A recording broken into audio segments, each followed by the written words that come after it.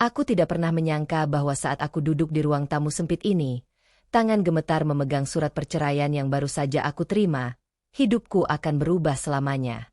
Suamiku, Rafli Adi, yang dulu kuanggap sebagai segalanya, kini telah memilih meninggalkanku demi wanita lain, Maya Lestari. Kata-kata terakhirnya masih terngiang di telingaku, dingin dan menusuk. Aku sudah tidak ingin ada lagi hubungan denganmu. Jangan harap aku akan kembali. Namaku Ayunda Sari, dan aku adalah seorang ibu tunggal berusia 32 tahun yang harus menghadapi kenyataan pahit ini. Aku terperangkap dalam perasaan sakit yang mendalam, campuran antara dikhianati, ditinggalkan, dan diabaikan secara finansial. Rafli telah memutus semua akses keuanganku tanpa peringatan. Tidak ada lagi uang untuk membayar tagihan, membeli susu anak, atau bahkan membeli beras untuk makan sehari-hari. Aku merasa seperti terjatuh ke jurang tanpa dasar. Hari-hariku kini penuh dengan perjuangan. Anak-anakku yang kecil selalu menjadi alasan aku harus terus bertahan, walaupun hati ini remuk. Aku bangun pagi-pagi, mencoba mengatur setiap rupiah yang tersisa, memeriksa ulang pengeluaran agar tetap cukup untuk kebutuhan mereka. Dalam diam, aku menangis sambil menatap foto pernikahan kami yang dulu penuh kebahagiaan, berharap waktu bisa kembali dan semua ini hanyalah mimpi buruk. Namun, kenyataannya adalah Rafli telah memilih jalan lain. Maya Lestari, wanita yang selama ini kusebut pelakor, dalam hatiku, bukan lagi sekadar bayangan. Dia adalah nyata, dan dia telah merebut suamiku dariku, bukan hanya suamiku, tapi juga segala yang kami bangun bersama. Tetangga mulai bersikap berbeda. Bisik-bisik dan tatapan menghakimi menjadi makanan sehari-hari. Dalam budaya kami, seorang wanita yang ditinggalkan dan tidak mandiri secara finansial adalah beban. Aku merasa terasing di antara orang-orang yang dulu kukira adalah sahabat. Aku masih ingat hari itu ketika aku mencoba menghubungi Rafli untuk bicara baik-baik, berharap dia mau mempertimbangkan kembali keputusan ini demi anak-anak kami. Suaranya dingin saat menjawab, tanpa sedikit pun rasa menyesal. Ayunda, aku sudah bilang, kamu harus belajar hidup tanpa aku. Jangan mengganggu hidupku lagi. Kata-kata itu seperti belati yang menancap tajam di hatiku. Aku merasa hilang arah, terjebak dalam kesedihan dan kemarahan. Bagaimana bisa dia berkata seperti itu pada wanita yang pernah dia cintai? Tetapi lebih dari itu, aku merasa terperangkap karena tanpa dukungan finansial, aku seolah-olah tidak punya pilihan lain selain menerima kenyataan pahit ini. Hari-hari berlalu dengan penuh kelelahan dan rasa putus asa. Aku mencoba bekerja paruh waktu sebagai penjahit kecil di rumah, tetapi pendapatan yang aku dapat sangat minim, tidak cukup untuk kebutuhan sehari-hari anak-anakku. Malam-malamku dihabiskan dengan doa dan harapan agar keadaan berubah. Namun kenyataan selalu kembali menamparku. Lalu, di tengah keputusasaan itu, sesuatu yang tak terduga terjadi. Saat aku sedang menata ulang tagihan dan mencoba mengatur keuangan, terdengar ketukan pelan di pintu.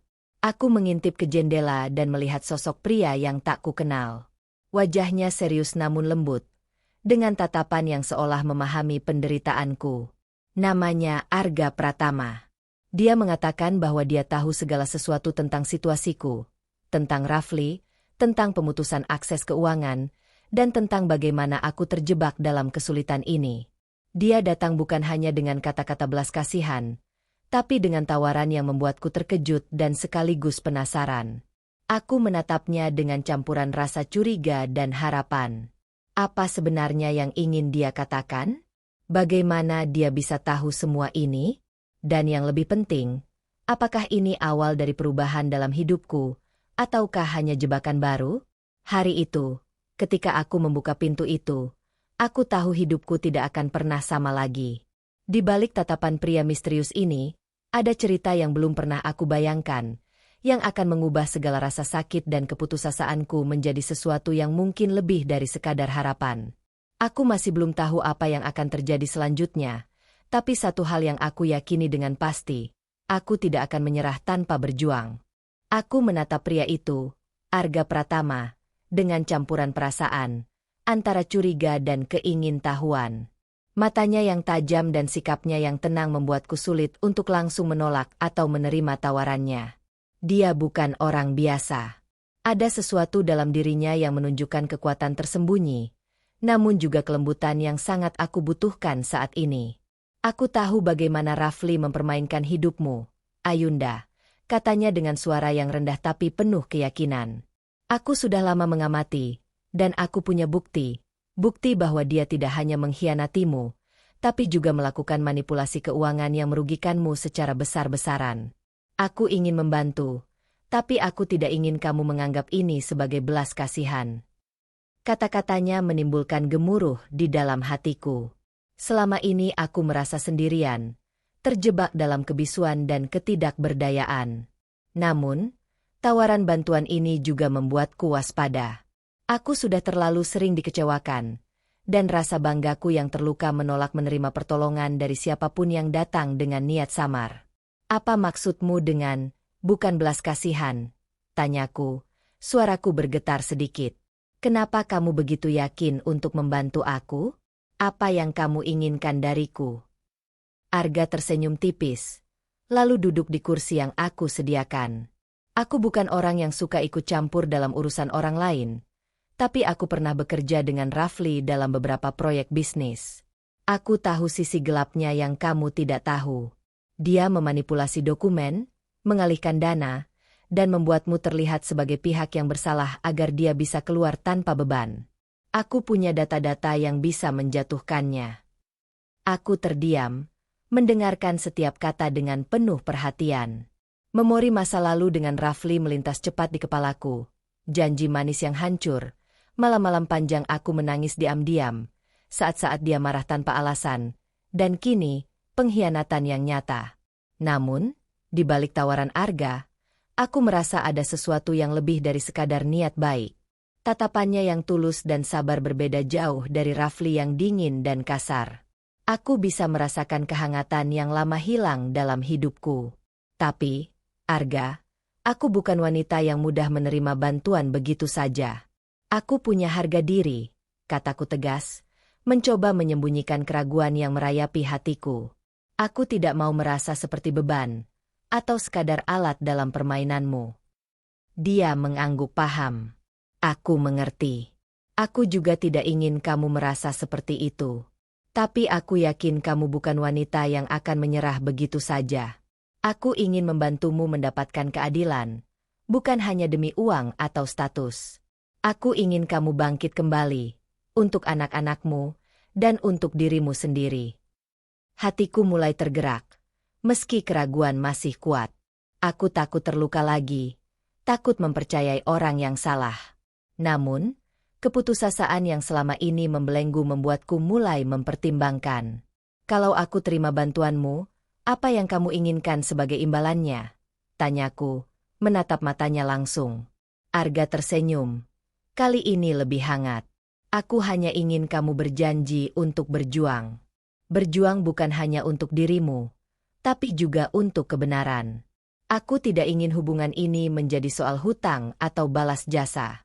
Aku ingin kita berdua berjuang bersama. Sejenak aku teringat kembali pada semua luka yang Rafli tinggalkan. Penghinaan, pengkhianatan, dan ketidakadilan yang aku derita. Aku sadar aku tidak bisa terus hidup dalam bayang-bayang itu. Dulu, Rafli selalu bilang aku lemah, beban baginya. Aku menarik napas dalam-dalam. Tapi aku tahu aku lebih dari itu. Aku harus bangkit demi anak-anakku, dan demi aku sendiri. Kalau kamu bisa membantuku, aku mau coba. Tapi aku mau keadilan, bukan sekadar uang yang diberikan. Arga mengangguk mantap. Itu janji yang sangat kuat, Ayunda. Aku akan membantumu sampai Rafli tahu bahwa dia tidak bisa mempermainkanmu lagi. Saat kami berbicara, aku merasakan sebuah kekuatan baru mulai tumbuh dalam diriku. Meski jalan di depan masih panjang dan penuh tantangan, aku tidak akan membiarkan diri ini terpuruk lagi. Ada seseorang yang percaya padaku, dan itu sudah cukup untuk menyalakan kembali harapan yang nyaris padam. Ketika malam tiba, aku menatap langit yang gelap dari jendela rumah sederhana ini. Aku tahu, esok hari akan berbeda. Aku akan memulai perjuangan baru, dengan bantuan pria misterius yang datang seperti angin segar dalam hidupku. Dan kali ini, aku tidak akan berjalan sendiri. Hari-hari pertama setelah aku menerima tawaran Arga terasa seperti mimpi yang sulit dipercaya. Dengan bantuan dan dukungannya, aku mulai mengumpulkan kekuatan untuk menghadapi Rafli dan seluruh dunia yang pernah meremehkanku. Namun, jalan itu tidak mudah. Setiap langkah penuh dengan ketakutan, keraguan, dan tantangan yang nyaris membuatku menyerah. Pengadilan menjadi arena pertarungan batinku.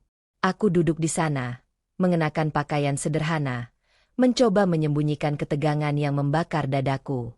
Di hadapan hakim, aku menyaksikan bukti-bukti yang Arga berikan, dokumen-dokumen rahasia, rekaman, dan saksi-saksi yang mengungkapkan kebohongan dan pengkhianatan Rafli. Rasanya seperti membuka luka lama, tapi kali ini aku tidak sendirian. Setiap kali Rafli berdiri untuk membela diri, tatapannya penuh kebencian, seolah ingin menghancurkan semangatku. Namun, aku menahan air mata dan menguatkan diri.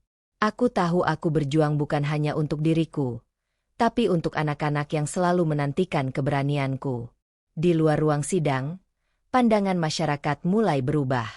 Bisik-bisik yang dulu menghina kini beralih menjadi dukungan diam-diam. Meski masih banyak yang skeptis, aku merasa ada kekuatan baru yang tumbuh di dalam diriku, sebuah keberanian yang tak pernah aku sadari sebelumnya. Sementara itu, kehadiran Arga dalam hidupku bukan hanya soal bantuan materi. Dia menjadi sahabat, tempat aku berbagi rasa takut dan harapan. Malam-malam panjang kami habiskan berbicara tentang masa depan, tentang mimpi-mimpi yang dulu kukira tak mungkin lagi terwujud. Dia mendengarkan dengan sabar, tidak pernah menghakimi, dan memberiku kekuatan untuk percaya lagi pada diri sendiri. Namun, seperti halnya hidup, tidak ada perjuangan yang tanpa rintangan. Maya, wanita yang pernah mencuri Rafli dariku, muncul dengan ancaman yang mengejutkan. Dia tahu tentang masa lalu Arga yang tersembunyi, rahasia yang bisa menghancurkan reputasi dan perjuanganku. Dengan niat jahat, Maya berusaha memanfaatkan hal itu untuk menjatuhkan kami berdua. Krisis itu membuatku terperangah. Aku harus memilih antara mempercayai Arga dan melanjutkan perjuangan, atau mundur untuk menghindari kehancuran total. Keraguan dan ketakutan kembali menyelimuti, tapi kali ini aku tidak membiarkan diriku tenggelam dalam gelap. Aku mengingat kembali semua yang sudah kulewati, rasa sakit ditinggalkan, malam tanpa tidur, dan janji pada diriku sendiri untuk tidak menyerah. Aku tahu, meskipun jalannya berat, aku harus melawan demi kebahagiaan anak-anakku dan masa depanku. Dengan tekad yang membara, aku berdiri tegak, menatap Arga yang juga menunjukkan keberanian untuk menghadapi segala ancaman. Bersama, kami bukan hanya bertarung melawan Rafli dan Maya, tapi juga melawan rasa takut dalam diri kami sendiri. Di tengah badai yang mengancam, aku merasakan kekuatan baru. Aku bukan lagi wanita yang rapuh dan tergantung, tapi seorang pejuang yang siap membebaskan diri dari belenggu masa lalu. Aku tahu, perjalanan ini belum selesai, tapi aku yakin, dengan hati yang kuat dan dukungan yang tulus, aku bisa menaklukkan segala rintangan. Saat aku menatap cermin malam itu, aku melihat bukan hanya seorang ibu yang terluka, tapi seorang wanita yang siap mengukir kisah baru, kisah tentang keberanian, cinta, dan kebebasan yang sesungguhnya. Hari yang ditunggu akhirnya tiba. Di ruang sidang yang penuh ketegangan, aku duduk dengan napas tertahan, menunggu putusan hakim. Semua bukti yang Arga berikan terpampang jelas. Dokumen-dokumen yang mengungkap kebohongan Rafli, saksi-saksi yang dengan tegas menjelaskan manipulasi dan pengkhianatannya. Rasanya seperti beban berat yang selama ini mengekang perlahan terangkat. Ketika hakim mengucapkan kata-kata yang selama ini kuimpikan, hakim memutuskan untuk mengembalikan hak keuangan kepada Ayunda Sari. Air mataku menetes tanpa bisa kuperintah. Kemenangan ini bukan hanya soal uang, tapi tentang keadilan yang lama tertunda dan harga diri yang kembali terangkat. Arga berdiri di sampingku, senyumnya tulus dan penuh kehangatan. Setelah sidang, dia menggenggam tanganku dan berkata dengan suara lembut, "Aku memilih tetap di sisimu bukan hanya karena ingin menegakkan keadilan, tapi karena aku benar-benar peduli padamu, Ayunda." Hatiku berdebar. Selama ini aku takut membuka kembali hati yang pernah hancur. Namun, kata-katanya menghapus segala keraguan. Aku mulai menyadari bahwa cinta bukan hanya tentang kata-kata, tapi tentang kehadiran yang nyata dan dukungan yang tulus. Malam itu, ketika aku duduk sendiri, aku merenungkan perjalanan panjang yang telah kulalui. Luka lama masih terasa, tapi kini ada kekuatan baru yang tumbuh dalam diriku. Aku bukan lagi wanita yang dulu, rapuh dan tak berdaya, melainkan sosok yang bangkit, kuat, dan siap menghadapi masa depan. Anak-anakku adalah sumber inspirasiku. Melihat senyum mereka yang cerah dan mata mereka yang penuh harapan, aku tahu aku harus terus maju, bukan hanya untuk diriku, tapi untuk mereka juga. Aku ingin memberi mereka kehidupan yang lebih baik, penuh cinta dan kebahagiaan. Hari-hari berikutnya, aku dan Arga semakin dekat. Bukan hanya sebagai mitra dalam perjuangan, tapi sebagai dua hati yang menemukan pelipur lara satu sama lain. Aku menerima kemungkinan untuk mencintai lagi, untuk percaya kembali, meskipun hati ini pernah terluka. Di sebuah sore yang hangat, kami duduk bersama di halaman rumah. Anak-anak bermain di sekeliling kami, tertawa lepas tanpa beban. Arga menggenggam tanganku erat, dan aku merasakan damai yang sudah lama hilang. Kami bukan hanya memulai babak baru dalam hidup, tapi juga membangun keluarga yang penuh harapan dan kasih sayang. Aku tahu perjalanan ini belum berakhir sepenuhnya. Masih ada tantangan yang harus kami hadapi.